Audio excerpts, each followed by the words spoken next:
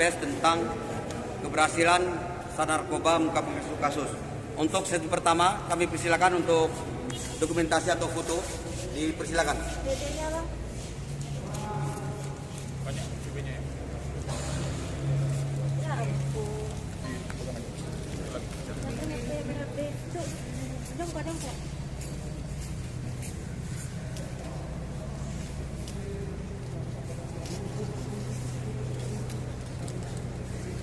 Bob? Menunggu bang, menunggu bang. Lagi bang.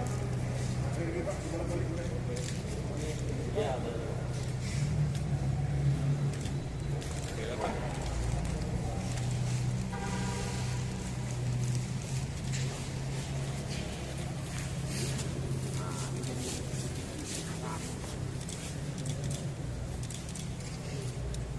Oke.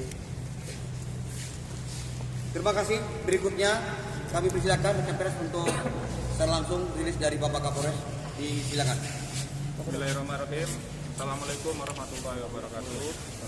Yang saya hormati Bapak Kasat Narkoba, Bapak Kasubag Humas, Kanit Narkoba, dan rekan-rekan media, wartawan yang saya cintai dan saya banggakan.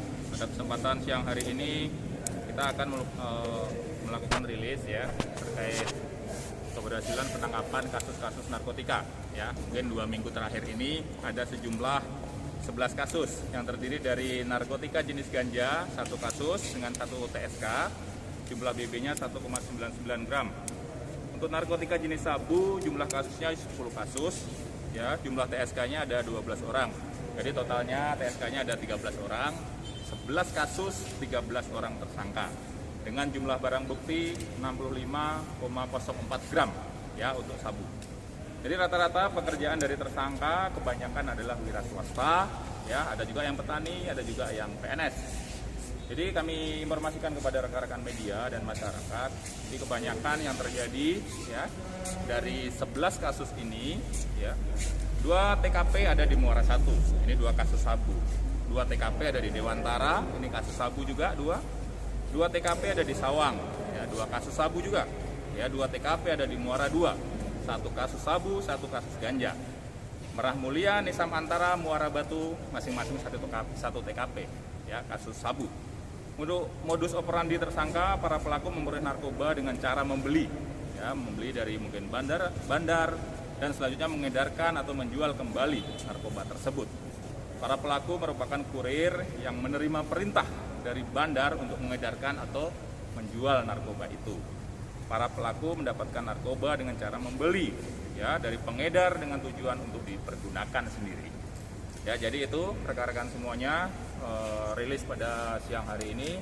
Silakan nanti bisa ditanya untuk tersangkanya. Jadi total ada 11 kasus ya, 11 kasus dengan 13 tersangka ya, kurang lebih 1 sampai 2 minggu terakhir tanggapan Sat Narkoba Polres Lok Sumawe. Tersangka lainnya kenapa belum dihadirkan? Oh, maksudnya mereka bandar, nggak muat ininya bajunya. Bajunya udah pada melar katanya. Ya, ini yang lainnya ini aja dulu, yang muat bajunya dulu aja. Ya, yang nggak muat nanti ada di sel tahanan. Mereka kurir bandar atau apa? Oh, kebanyakan masih kurir semuanya. Ada yang dikonsumsi sendiri. Ya, ini untuk kasusnya sedang kita lakukan penyidikan, ya tetap on the track. Kita lakukan penyidikan terhadap kasus-kasus narkoba ini. Ya. Ada kemungkinan bandar besar terpisah atau satu komputer? Oh, terpisah. Nah, kebanyakan terpisah.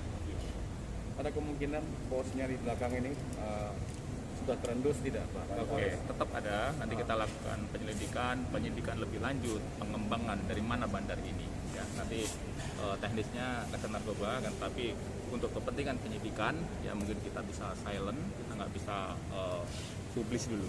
Ya mungkin ada yang lebih tinggi ya pengedarnya, ya, masuk bandar. Ini salah satu bukti bahwa di wilayah hukum kita masih cukup gencar Ya. persoalan narkoba, Komandan. Ya, kita tetap komitmen apa yang di kebijaksanaan dari Pak Kapolda ya terkait pengungkapan kasus narkoba di Polres-Polres jajaran ya, terutama Polres Lok Sumawe. Kita bertekad, kita berkomitmen ya untuk memberantas peredaran narkoba ini. Hasil pengakuan tersangka ini pakai paling kecil berapa harga? Kalau dia gram 100.000 ya per paket kecil itu 100.000. Pak, melihat tingginya angka narkoba ini dengan pandemi seperti ini, seperti apa yang kita lakukan? Ya tetap Bang, karena sosialisasi kita mungkin terbatas ya, karena dengan pandemi Covid kita harus jaga jarak, mematuhi protokol kesehatan, mungkin intensitasnya agak menurun ya. Kita tetap memberikan himbauan-himbauan lewat media sosial dan sebagainya, dan upaya-upaya represif tetap kita lakukan.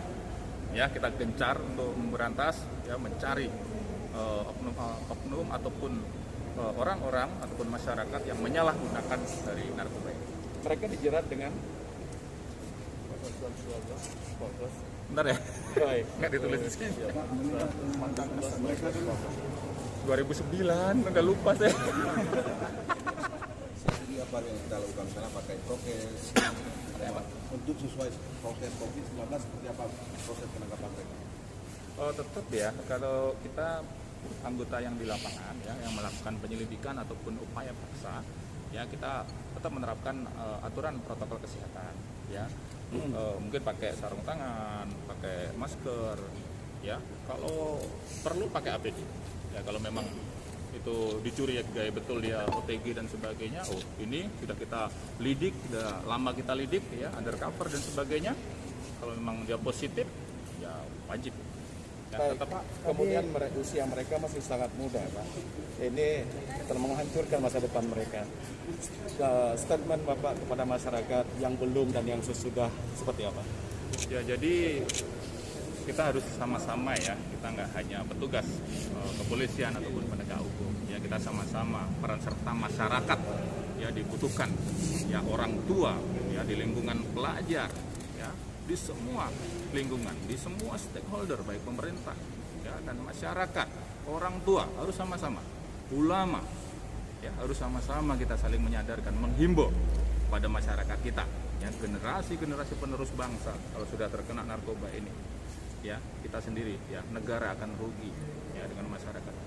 Ada kaitan dengan kemarin ada begal di Tampanya, itu disebabkan narkoba dan chip high domino judi. Itu bagaimana posisi di mata hukum chip domino di high domino tersebut Posisi apa?